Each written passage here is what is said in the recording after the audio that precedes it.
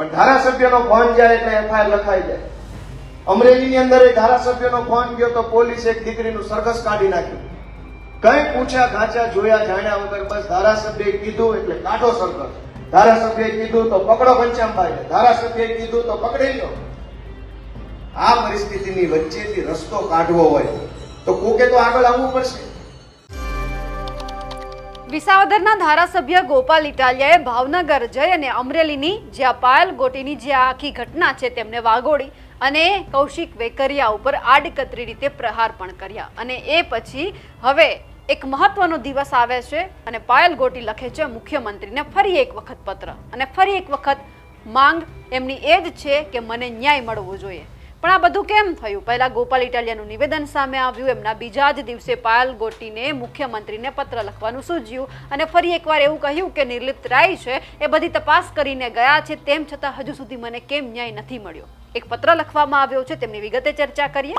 નમસ્કાર, આપ જોઈ રહ્યા છો નિર્ભય ન્યૂઝ અને હું છું આપની સાથે રિધિ. લાંબા સમય દરમિયાન આપણે અમરેલીની જે પાયલ ગોટીની જે આ ઘટના છે, સરઘસકાંડ છે, તેમને વાગોડ્યો અને સતત અમે તમને અપડેટ પણ આપ્યું, પરંતુ હજુ સુધી પાયલ ગોટીને કે ન્યાય મળ્યો હોય તેવું નથી લાગતું. કારણ કે અમરેલીના રાજકારણમાં ફરી એક વખત એક નવા જૂનીના સંકેત આપણને દેખાયા. થોડા સમય પહેલા એવું પણ જોયું કે ક્યાંક મંત્રીમંડળનું વિસ્તરણ થાય તો જેટલા પણ નામ સામે આવ્યા હતા, ખાસ કરીને કૌશિક વેકરિયા, તેમનું નામ પણ ચર્ચામાં આવ્યું. અને એ પછી અમરેલીના રાજકારણમાં લોકો એવું કહી રહ્યા છે કે ક્યાંક પત્ર લખવામાં આવ્યો છે તો કોઈકને ટાર્ગેટ કરવામાં આવ્યા છે, પણ ન્યાય હજુ સુધી કેમ નથી મળ્યો તેમની ચર્ચા એટલા માટે કરવી છે કારણ કે આ બધું અમરેલીના રાજકારણમાં નવા જૂનીના સંકેત આપણને દેખાઈ રહ્યા છે. અને એ જ વચ્ચે પાયલ ગોટી છે તેમણે મુખ્યમંત્રીને પત્ર લખ્યું. મુદ્દા આપણને બધાને ખબર છે કે પાયલ ગોટીની એક જ માંગ છે કે એમને ન્યાય મળવો જોઈએ. મુખ્યમંત્રીને પત્ર લખવામાં આવ્યો છે. વંદે માતરમ સાથે જણાવવાનું કે હું પાયલ બેન અશ્વિનભાઈ ગોટી રહે વિઠ્ઠલપુર ખંભાળિયા અમરેલીમાં આપ સાહેબશ્રીને તારીખ 3/4/2025ના પત્રથી મને ન્યાય મળે તે માટે માંગણી કરેલી. જે પત્ર આ સાથે સામેલ છે તેમજ વધુમાં જણાવવાનું કે નાયબ પોલીસ મહાનિરીક્ષક સ્ટેટ મોનિટરિંગ સેલ ગુજરાત રાજ્ય ગાંધીનગરના નિર્લિપ્ત રાય સાહેબે રજિસ્ટ્રાર શ્રી ગુજરાત રાજ્ય માનવ અધિકાર આયોગ ગાંધીનગરને તારીખ 27/2/2025ના રોજ રિપોર્ટ સોંપેલ, જેની નકલ આ સાથે સામેલ છે. અને તેમના રિપોર્ટમાં નિર્લિપ્ત રાય સાહેબે સ્પષ્ટ જણાવેલ છે કે મને ઘરેથી તારીખ 27/12/2024ના રોજ મધ્યરાત્રિના સમયે ગુનો દાખલ થયા પહેલા એલસીબી કચેરી ખાતે લાવી ફરજમાં ગંભીર બેદરકારી, નિષ્કાળજી, ઉદાસીનતા અને ગંભીર પ્રકારની ગેરવર્તણૂક દાખવેલ હોવાનું સ્પષ્ટ જણાતું હોય. એટલે પાયલ ગોટી છે તેમણે પોતાની આખી વાત ફરી એક વખત મુખ્યમંત્રીને રજૂ કરી છે, ટકોર કરી છે કે મારી સાથે આ થયું છે, મને ન્યાય મળવો જોઈએ, તેમ છતાં હજુ સુધી ન્યાય નથી મળ્યો. એટલે હવે એમનો જે પત્રનો છેલ્લો ભાગ છે સમજવા જેવો છે અને ટકોર પણ કરી છે કે જે આ વ્યક્તિઓ છે તેમને મારી સાથે જે આ કર્યું છે તેમની સામે પણ સજા થવી જોઈએ અને મને ન્યાય મળવો જોઈએ.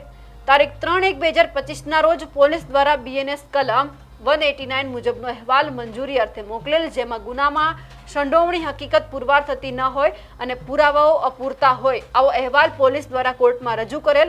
અને તારીખ 3/1/2025ના રોજ મારા જામીન મંજૂર થતા હું જેલ મુક્ત થઈ.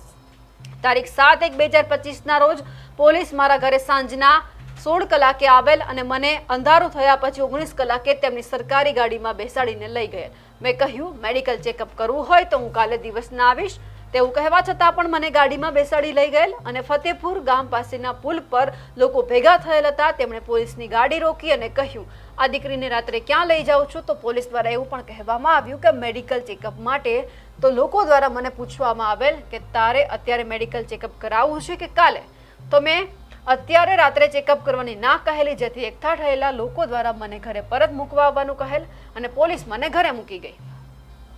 આમ તારીખ 27/12/2024 મધ્યરાત્રિથી મને 30/12/2024 સુધી પોલીસ કસ્ટડીમાં રાખેલ અને 30/12/2024ના સાંજથી 3/1/2025 સાંજ સુધી જેલમાં રહેલ અને પોલીસ અધિક્ષકશ્રીની કચેરીમાં તેમની પાછળ ઊભા રાખી મીડિયા સામે રજૂ કરી પ્રેસ કોન્ફરન્સ કરેલ.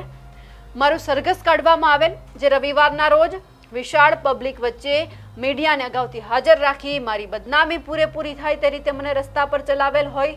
તો આ ફરિયાદી, પોલીસ અને ફરિયાદી પાછળ તેમજ પોલીસની પાસે અમારી બદનામી કરાવનાર તમામ લોકો સામે કાયદેસરની કાર્યવાહી કરવા એક કુંવારી પીડિતા દીકરીની માંગણી છે અને મેં સરકારશ્રીને નાયબ દંડક કૌશિકભાઈ વેકરિયાને જેલમાંથી બહાર આવ્યા પછી મેં એમને ખુલ્લો પત્ર લખેલો અને ન્યાયની માંગણી કરેલી, પરંતુ તેઓએ આ બાબતે એક પણ નિવેદન આપેલ ન હોય અને એક દીકરીને ન્યાય અપાવવાના બદલે તેઓએ જ પોલીસ પાસે જ બધી કાર્યવાહી કરાવેલ હોય, જેથી તેઓ મને ન્યાય અપાવવામાં દૂર ભાગે છે અને આ બનાવના 8 મહિના ઉપર સમય વીતવા છતાં હજુ મને ન્યાય મળેલ નથી.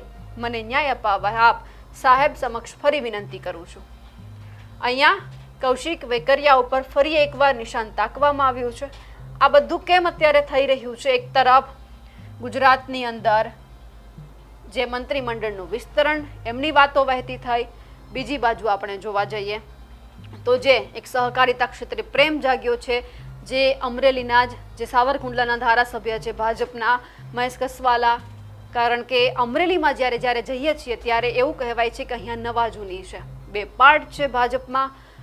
નવા જે નેતાઓ છે જૂનાને ગણકારતા નથી, જૂના નેતાઓને ક્યાંક નવા ગમતા નથી અને આ કેટલા સમયથી ચાલ્યું આવે છે. એટલે શું થઈ રહ્યું છે અમરેલીના રાજકારણમાં એ સૌથી મોટો સવાલ છે. પણ ગોપાલ ઇટાલિયાનું નિવેદન આવવું, જે પાયલ ગોટી છે એમનું ફરી એક વખત મુખ્યમંત્રીને પત્ર લખવો, કદાચ આપણે જોઈએ તો સંજોગો હોઈ શકે છે, પણ ક્યાંક જે લોકો વિચારી રહ્યા છે રાજકારણના ક્ષેત્રે, રાજકીય વિશ્લેષકો છે, બધું આમ નથી માનતા કે આ બધું એમનેમ જ થઈ રહ્યું હોય, કંઈક અંદરખાને રંધાઈ રહ્યું છે, કંઈક થઈ રહ્યું છે. પણ હવે એ જોવાનું છે કે કેમ ગોપાલ ઇટાલિયાનું નિવેદન સામે આવવું, બીજી તરફ જે મહેશ કસવાલા છે એમનો દિલીપ સંઘાણી પ્રત્યેનો પ્રેમ જાગવો અને ત્રીજી તરફ જે પાયલ ગોટી છે કૌશિક વેકરિયા ઉપર ફરીવાર પ્રહાર કરવા, આ બધાને લઈને ક્યાંક કોંકણું ગૂંચવાયું છે. પણ હવે એ જોવાનું છે કે આગળ શું થાય છે.